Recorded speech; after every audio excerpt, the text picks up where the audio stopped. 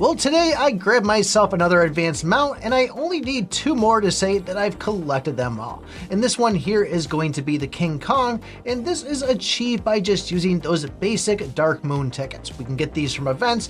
Every single round that you go and get for the main prize on them, you'll usually receive 2 of these. And seeing how you have to choose between Roach and King Kong being a little bit more expensive at 30, it's always good to know exactly what this does and if it's any good. Now, one of the first things you notice, yes, this is a yellow legendary advanced mount, but still, this is a pretty decent one to have. The fact that we're going to start off with getting 10% counter rate, that's pretty nice to have, seeing how a lot of the stuff inside the game, like the Demon Eye for example, are built around those combo encounters. Then we take a look at the Shadowlands, the During Hammer, and the Mushroom Hammer, all counter weapons. But like I said, counter and combo work well together, so the fact that you could say the Judgment Sword and even the Sky Splitter, all 5 of these are going to be a huge benefit to use with this King Kong.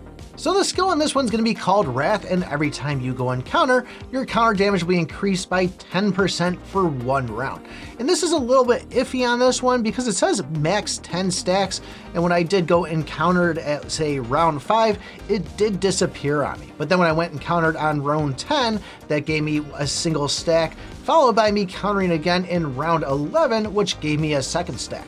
So I don't know if these things are back to back, if it's just going to keep on piling up and increasing that counter damage, but still, this is a nice one to have if you are using those weapons. Now, I feel like the part that King Kong is really going to be useful is when you do get the advanced artifact Heaven's Mark, which is going to kind of do a big damage number when you get 4 sword cheese. Now, you figure you pair this up with the Sky Splitter, this is going to be a way that you can just continuously pop these things and really do some serious damage.